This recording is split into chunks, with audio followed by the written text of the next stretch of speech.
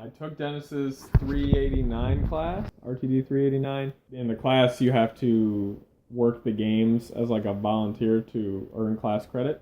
It went from anything from wrapping cable, or working as a camera utility, to actually operating the camera.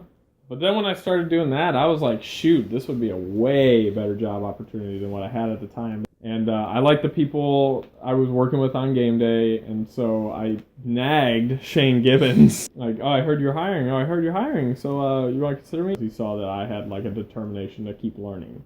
And I just wanted to learn and learn. Even though I was volunteering, I wanted to know how to do more. And now I'm doing the thing I wanted to learn about, which is replay. Why replay? I don't know. When I was doing it, it looked fun. When I was doing the volunteer stuff. And I wasn't always a camera operator, but I loved operating the camera because, you got a chance to actually have your stuff on air. And basketball games were my favorite just because, you got a chance to be on the court or whenever you were using the camera, it was always your shot. But when I wasn't doing camera, I felt like the other stuff wasn't as cool, so I always wanted to see what they were doing in the truck. And Zach White was the replay operator at the time.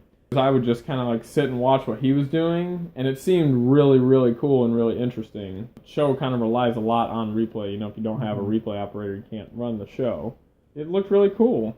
You get a controller, kind of makes you feel like you're playing a video game. Yeah. I mean, it just seemed fun. Now I know how to do it like the back of my hand, and I want someone else to do it. Usually, if we haven't had a game the day before, then we have to set everything up. So it's usually a crew call. About 4 hours before the game. I'll show up, I'll do what I can on replay, I'll build our local breaks, then any highlights we've had of the team either over the past few days or a week or something ago. We usually have to focus on a couple key players.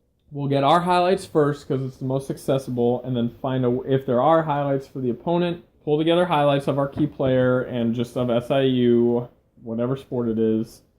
And then, usually I'll be able to take a break because my job it's relatively easy once you get the hang of it. Learning is the hardest part in adapting.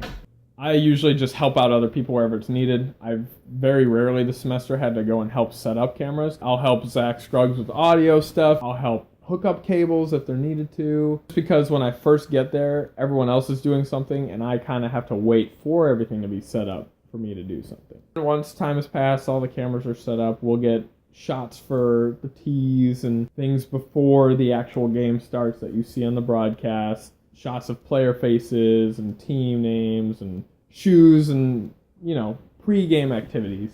And I put together the entire open. So those shots you see where the ESPN intro comes in, and then you see the announcers on camera, and then we do the graphics. I'm responsible for the most important part of the open, and that's recording the whole thing and putting it all together. I have to work with my crew to kind of set up the things I need. So I'm heavily relied upon in the intro to not only do things right, but to make sure it all comes together as a broadcast should. I had done the on-air stuff, and that's what I really came to school for. But then I wanted the actual chance to work on ESPN3 broadcasts when I heard they were coming here.